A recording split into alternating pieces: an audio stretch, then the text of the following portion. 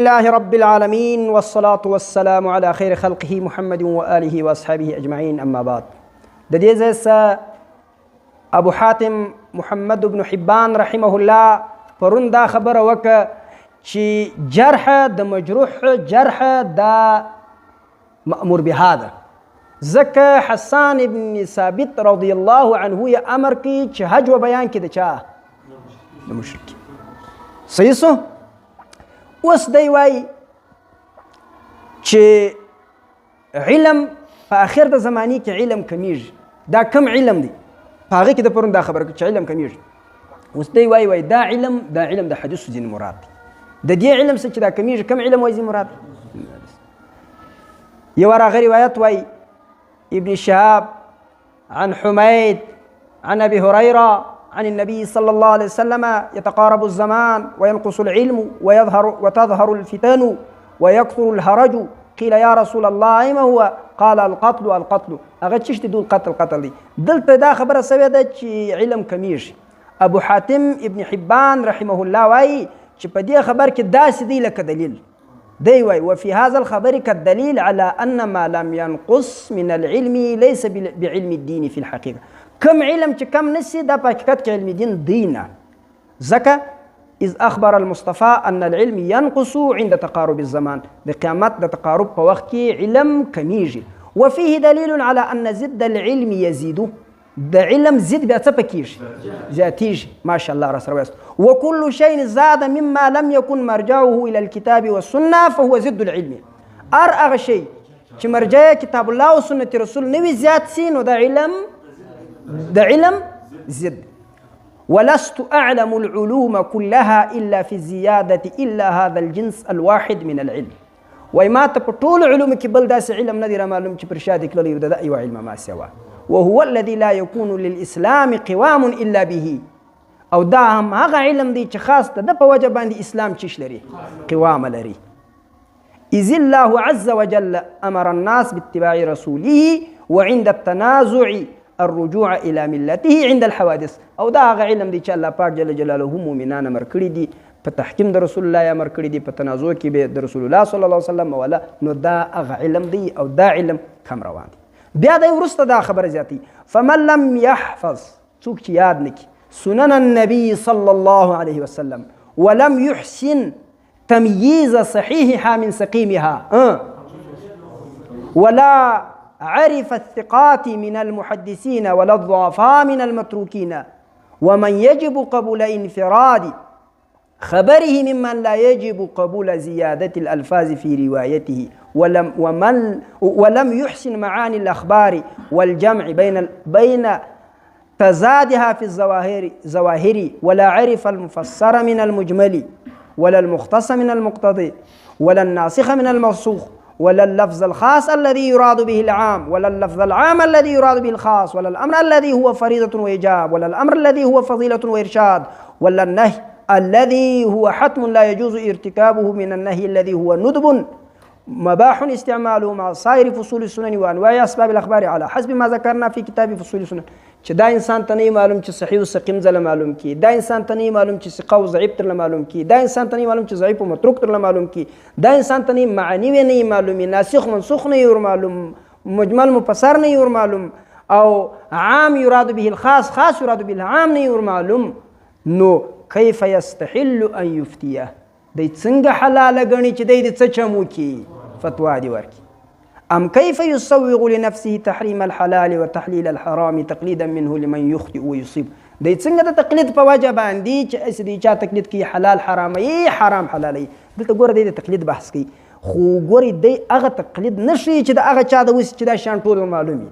دا د ائمه تقلید نه ردی دی اس دی چا تقلید ردی چې هغه د دې پن ائمه ټول د دې پن چې شي دي ائمه دي. صحیح سو؟ بیا دی چې دا علم پورته کېږي د ابو هريره رضی الله عنه په روایت کې خو موږ دا ویل چې علم به څه پکېږي پورته کېږي او فتنې به زیاتېږي. دی وایي دا علم به څنګه پورته کېږي دی د هغه طریقه درښیي. دی روایت ذکر کوي د عبدالله ابن عمر ده هغه سمعت النبي صلى الله عليه وسلم يقول إن الله تبارك وتعالى لا يقبض العلم انتزاعا ينتزعه من الناس ولكن يقبض العلماء. الله تعالی د علم دی نه کوي چې د خلکو څخه یې وکاږي پورته کړي، بلکې علما به څه په وکړي، هغه به وپات سي، نو بیا به علم نشي پاته، نو خلک به جاهلان خپل رؤسا کړي، هغه څه به دوی پوښتنې به کوي او دوی به فتواوې ورکوي بې له علمه، نو خپله به هم ګمراه کېږي، نور خلک به هم څه چمپه کوي. دا روایت یې راوړی. امام ابو حاتم د دې روایت بعد بیا دا وایي چې د مثال په توګه چې دغه کار به غیر اهل کار ته به راوسپارل سي، کار به څه چمپه وسي، غیر اهل کار ته وسپارل سي. کار چې کله غیر اهل کار ته وسپارل سي بیا ډېر لوی مشکل جوړېږي.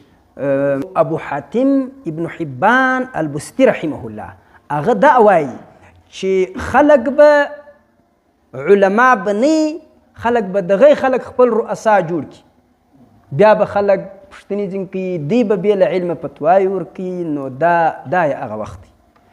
که خلک وي اهل فن وي هم به هغه ساقط د خلکو د نظرو وي، هغه به بیا مشهور نه وي. چې مشهور نه وي بیا خلک مشهور خلک دغه شاعر وایي نظامی میں کدا بگڑا ہوا ہے اس قدر ساقی، نظام میں کدا بگڑا ہوا ہے اس قدر ساقی، اسی کو جام ملتا ہے جسے پینا نہیں آتا. نظام میں کدا بگڑا ہوا ہے اس قدر ساقی، د میکدې نظام دونه چپه ورسته ځله جوړ سوی دی، اسی کو جام ملتا ہے جسے پینا نہیں آتا. هغه چاته جام ورکول کېږي د میو، څوک چې چښل نسي، د چا چې چښل نه دي زده. زموږ ګرد کارونه اوس دا رقم دي. زموږ فضا علمي مکمله توګه چې پیل ده د دې وجه دا ده چې د کومو ځایو نه علم پورته کېږي د هماغه ځایو نه دښمني ورسره روانه ده. علم د کومه ځای دغه کېږي؟ علم د درس او د تدریس د مقامه کېږي. درس او تدریس دا خلک ګوري چې ته د دی کوم کار کولی سي، کوم کار کولی سي، کوم کار کولی سي، نور عوارض خارجیه ورسره په نظر کې د درس هغه چاته ورکوي. نو د دې ځای څه چې دلته چې بیا دی پر هغه عوارض خارجیه راغلی دي، نو دی درس نه دی راوستلی، دی چا راوستلی دي؟ عوارض خارجیه راوستلی. نو د درس دی کمزوری سو، نو بیا به سامعین څه وکړي؟ یو دویم ځای منبر دی. منبر د منبر ستا علم ځي او پر منبر باندې هم عوارض خارجیه هغه دلته سړی راولي منبر، هغه بل ځای له سره دی. دویم ځای مکتبه ده، د مکتبې څخه علم پورته کېږي چې ښه کتابونه چاپ کړي، اهل علمو ته یې ورسوي، نو خو مکتبه سوه. د مکتبې څخه هم علم نه پورته کېږي، ځکه د منبر او د جلسې څخه چې کوم څوک حواله وایي هغه چې د اسمان ونړوي نو به معرفت قرآن ته ځان ورسوي. نو مکتبه خو باره هغه شی چاپوي چې سامعین یې غواړي، چې خلک چې ګراک یې غواړي. ګراک هغه شی غواړي چې دته په جلسه کې یاد سوي دي، دته په جلسه کې ګرد پر منبر او پر جلسه دته ګرد دی شی بیان سوی دی چې هغه دی د خپله ځانه جوړوي، ورته وایي کتاب د خار ورته وایي، خو د خپله نه دی کتلی. نو دی د کتاب د څه شی والا ووایي؟ نو یا د جلسې څه علم دی، یا د منبر څه علم دی، یا د درس څه علم. په درس او په منبر کې عوارض خارجیه دي او مکتبه هغه ځای ته ګوري. او پاته سو جلسه ګرده په پور ده. ستا په جلسه کې به ما ته 2 راکوې، زما په جلسه کې 2 ستا ده. ستا په جلسه کې به ما ته بیان راکوې، زما په جلسه کې بیان ستا ده. ګرده دا رقم. یا دی سړی راغوښتي چې دغه په ژبه ګر څه خلک نه پوهېږي، 1 نیمه ګنټه بیان وکړي، دغه درک ولا کوي چې څه دي وویل، د چا سره دي کار دی، څه کار دی، وایه څه پیښه چی ده. نظام میکده، نظام میکده اس قدر بگڑا ہوا ہے ساقی، اسی کو جام ملتا ہے جسے پینا نہیں آتا. اذا وسد الامر الى غیر اهله فانتظر الساعه. بس انتظار قیامت وسیږي.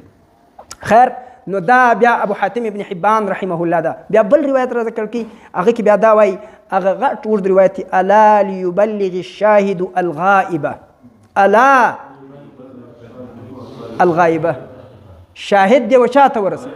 بیا ابو حاتم ابن حبان وایي ښه چې د احاطه پر د علم پر ثقاتو پر ضعفاو نه، نو شاهد ته چې دا معلومه نه وي چې ما ته چې کوم سړی بیان کوي دا ثقه دی که ضعیف دی، دی چې دا روایت کوي دا مردود دی که مقبول دی، نو بیا به څنګه کولی سم چې زه بل چاته دا شی ورسوم. دا د دې څه بل استدلال کړی دی. بله خبره دی دا کوي چې بعضې خلکو بیا عوام خلک دي هغو بیا دا کړی دی چې دا جرح چې دا ناروا ده. ولې؟ دا غیبت دی. الغیبت بکسر الغین دی. جزاکم الله خیرا.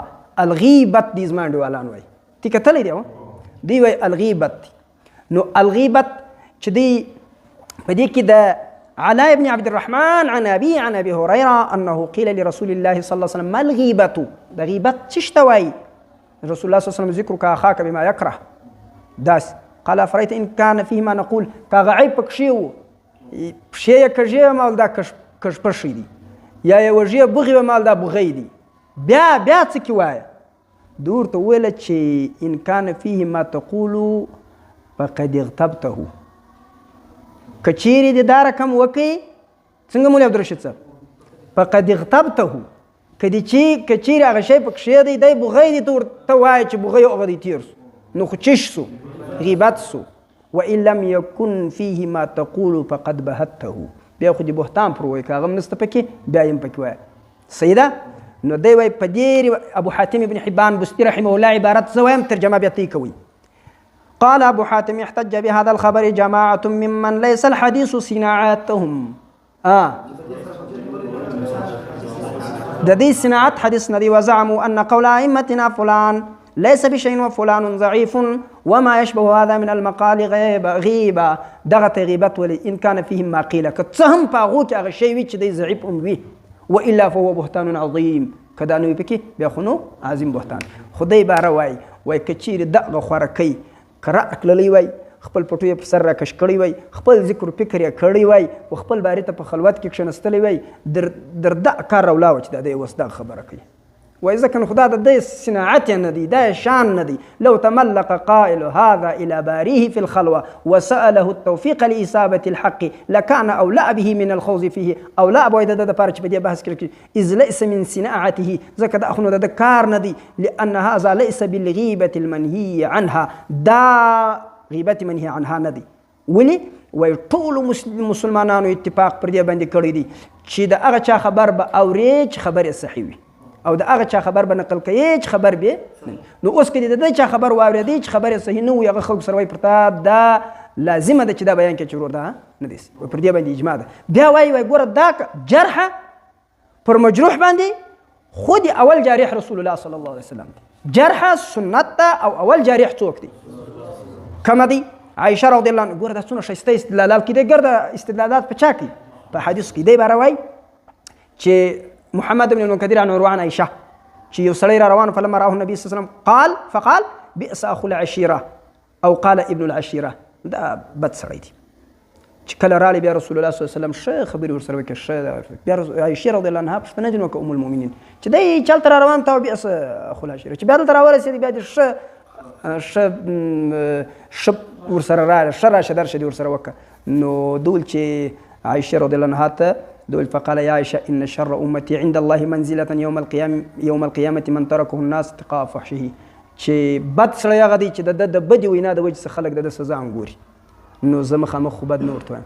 باره ابو حاتم ابن حبان د دې روایت څخه دا استدلال په دې طرز کوي وایي ګوره د رسول الله مبارک د ده مجروح کول نه وي اراده بلکې اراده ده او مجروح خو کوي نو مجروح کول یې نه وي اراده خو مجروح خو کوي د دې دپاره یې کوي چې خلک د قسم د اخلاقو نه ځان وساتي. نو دا د دین دپاره چې کومه جرحه کېږي په هغه کې مشکل نسته. بیا نو وروسته د ائمو دغه اقوال را ذکر کړي دي چې راسي یو ګړی د الله دپاره غیبت وکړو دا د ډېرو ائمو څخه دغه اقوال بیا پسې را نقل کړي دي. په دې باندې اجماع د علماو را نقل کړې ده چې دا په هغه غیبت منهي عنها کې نسته. بیا چې کوم دي الرفع والتکمیل فی الجرح والتعدیل د عبدالحی لکنوي رحمه الله راواړوي په هغه کې په مقدمه کې اول دا قسم چې 5 قسمه غیبت چې هغه جایز دی هغه دا دی. خو بیا هم جرح و تعدیل ډېر انصاف غواړي. څنګه؟ 6 قسمه چې هغه په رفع په تکمیل کې ذکر دي هغه 6 اقسام هغه بیا هلته د هغه تفصیل د هغه جزئیاتي چې دا په احیاء العلوم د غزالي رحمه الله او په نورو ډېرو متعددو علماو په اقوالو کې او په کتابونو کې وجود لري هغه بیا هلته وګورئ. سبحان ربک رب العزة عما یصفون وسلام علی المرسلین.